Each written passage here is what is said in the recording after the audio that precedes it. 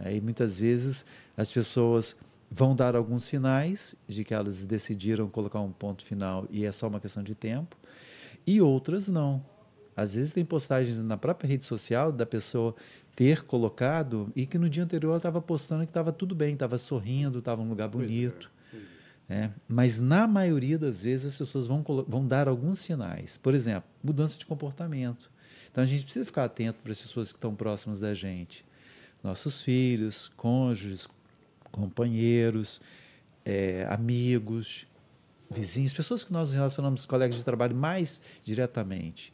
Um sinal de que alguma coisa não está legal é essa mudança de comportamento. Alguém que era comunicativo, alguém que era sorridente, de repente está mais fechado, de repente está mais distante. Então, a gente precisa... Não é um comportamento bipolar, não.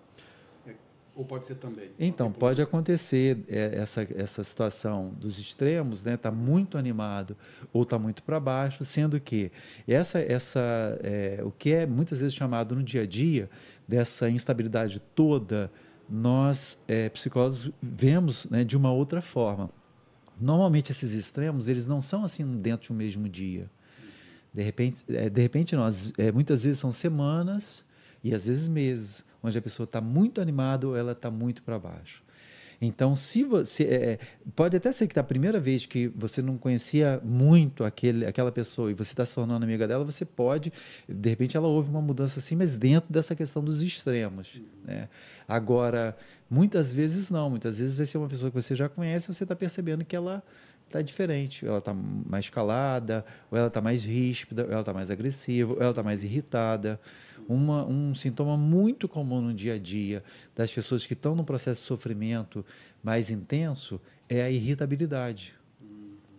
Qualquer coisa irrita, isso, sem paciência, qualquer coisa incomoda, tolerância zero. Poxa, pode dizer, a pessoa explode, mas por quê? Ela está com um nível, entre aspas, aí, subjetivo e muitas vezes até oculto para os outros de sofrimento. E esse sofrimento precisa ser tratado, porque essa situação que você citou são os casos onde as pessoas mais fazem mesmo, colocam um ponto final. E aquela também a questão de falta de motivação, não quer fazer nada, né? Nada tem prazer também, né? Está ligado ao sofrimento mais intenso, sim. Está ligado, sim. E aí tem que ser tratado. Também, né? Também sinal de alerta para a própria pessoa. A gente hoje orienta muito isso. Como é que você está? Se veja. Tem algumas pessoas que têm dificuldade do reconhecimento das próprias emoções. Muitos homens, por exemplo. Mas para um pouquinho para refletir. Como é que eu estou me sentindo hoje? Como é que as coisas estão para mim? Então, quando a gente fala de prevenção, a primeira coisa que a gente trabalha é a própria pessoa. Espera aí, não, eu não estou conseguindo lidar com isso, eu não estou conseguindo lidar com a vida, eu não estou conseguindo lidar com um monte de problemas. E eu preciso buscar ajuda. Procurar ajuda, buscar ajuda é um sinal de coragem. Uma coisa que eu achei interessante, que eu lembrei agora, que a gente estava falando, eu ia falar, esqueci, lembrei agora, então vou falar para não esquecer de novo, que é a pessoa que perde a vontade de fazer as coisas, não tem mais prazer nas coisas. E principalmente aquilo que ela gostava muito. Já ouvi falar isso. Eu gostava muito de fazer aquilo, mas você vê, caramba, mas eu não tenho mais vontade de fazer. Não tenho mais vontade de fazer nada. Nada mais me traz satisfação. Isso é um bom sinal para a pessoa procurar um profissional, então, uma ajuda, né? Isso. Muitas vezes isso está dentro do contexto daquele sofrimento mais prolongado que a gente não disse o nome técnico dele. Sim. Um então isso é muito comum de acontecer dentro desse sofrimento, né? De que essa perda de prazer. Tem 3 coisas muito comuns. Primeira é perda de prazer nas coisas, não necessariamente nessa ordem, mas perda de prazer nas coisas que antigamente praticamente nada, ou principalmente nas coisas que antigamente ela tinha prazer, ela não tem mais.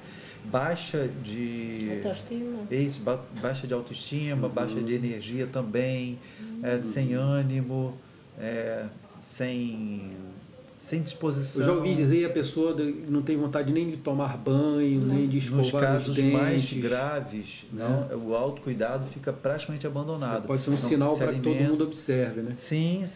Para muitas vezes buscar ajuda urgente, porque aí não quer se alimentar, não quer tomar banho, não quer fazer uma barba, não quer limpar a casa. Largar-se. É um largar-se progressivo, muitas vezes, contínuo, E aí desse Importante sofrimento... prestar atenção nesses sinais. Sim, desse sofrimento mais grave.